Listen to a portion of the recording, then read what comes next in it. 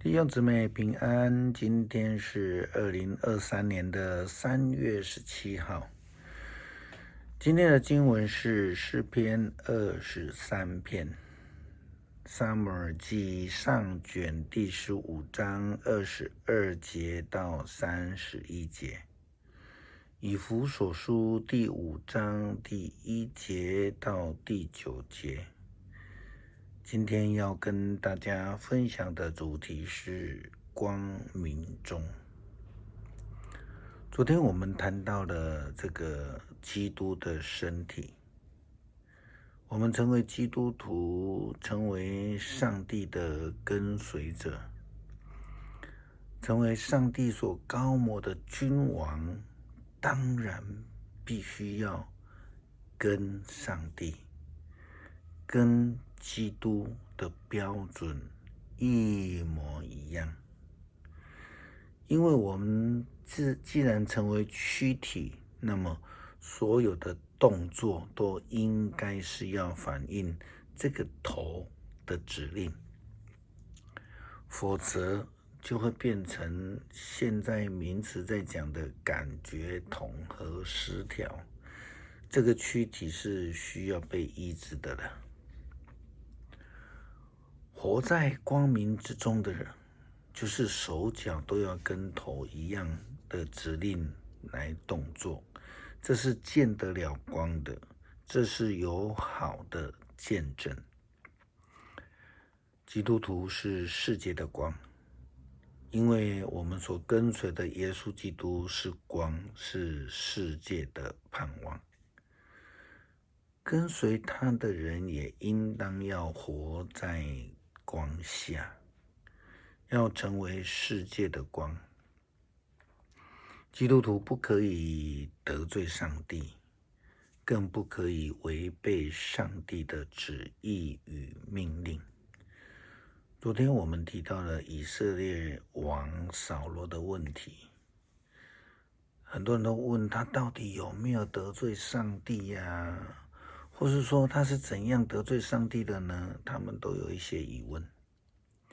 但是撒母耳这样说，在今天的经文里面，撒母耳说，上主喜欢什么呢？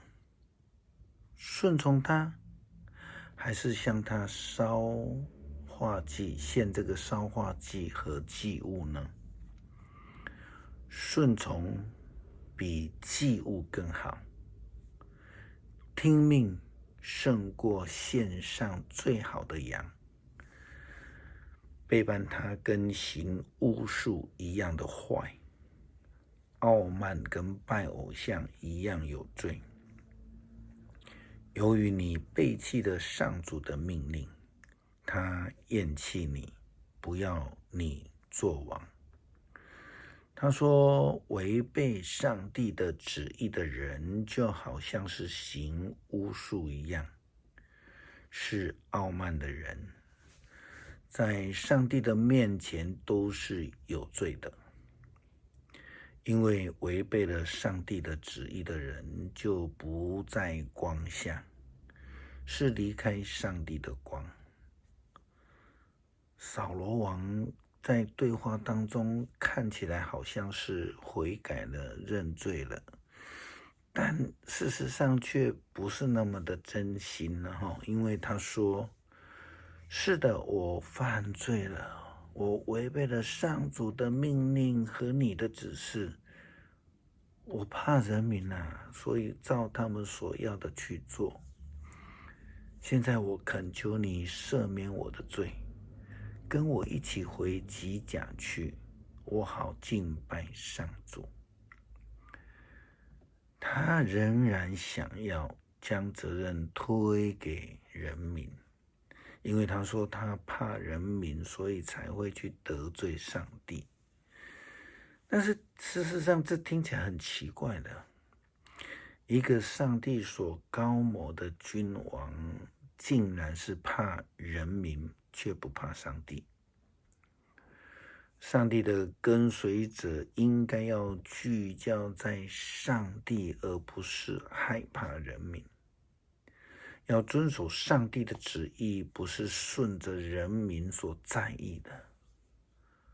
我们应该要如何展现我们自己是活在光明之下的呢？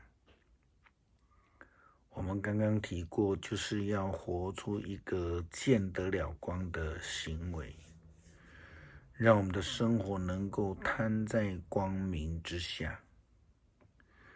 基督徒必须要活在光明之下，这是必须要的信仰生活。就如同保罗写信给这个以弗所教会这个书信里面，他这样说道：既然你们是上帝所爱的儿女，你们就必须效法他。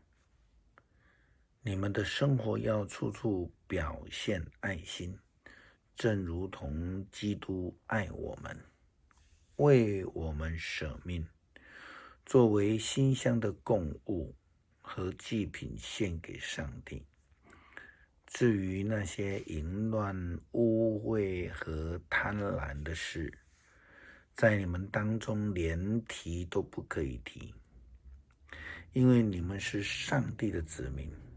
你们也不可以说淫秽、愚妄和下流的话，倒要说感谢上帝的话。无可怀疑的淫乱、污秽和贪婪的人，保罗说贪婪等于拜偶像，绝对不能成为基督和上帝国的子民。这样的人，不要让任何用空口白话欺骗你们。正是为了这些事，上帝的愤怒要临到悖逆的人身上，所以不要跟这些人来往。基督徒在生活上要努力的效法耶稣基督，在生活上去展现基督的爱，因为耶稣基督就是这样的爱我们。也因为这样的生活标准，我们就必须离开那些世俗的欲望以及行为。这样的生活是无法成为基督和上帝国的子民，不能成为基督的身体。保罗在给以弗所教会基督徒的劝勉当中，非常清楚地指出：你们原是在黑暗中，可是自从成为主的信徒，你们就在光明中。你们的生活必须要像光明的人，光明它结出一切丰盛的果实，就是良善、正义和真理。今天身为基督徒的我们，就应当要努力的成为光明之子，活出美好的见证。诗篇23篇：上主是我的牧者，我一无缺乏。他让我躺卧在青草地上，领我到安息的水边。他使我心灵复苏，他照着应许导我走正路。纵使走过阴森山谷，我也不怕遭害，因为你与我同在。你用杖领我，用棍护我，在敌人的面前，你为我摆设宴席。你待我如上宾，斟满我的杯。你的恩惠慈爱终身不离我，我要永远住在你的殿宇中。恳求主帮助我们活出见证，活出基督的形象，让我们能够活在光明之下，远离那些黑暗的行为思想。祷告奉主耶稣基督圣名求，阿门。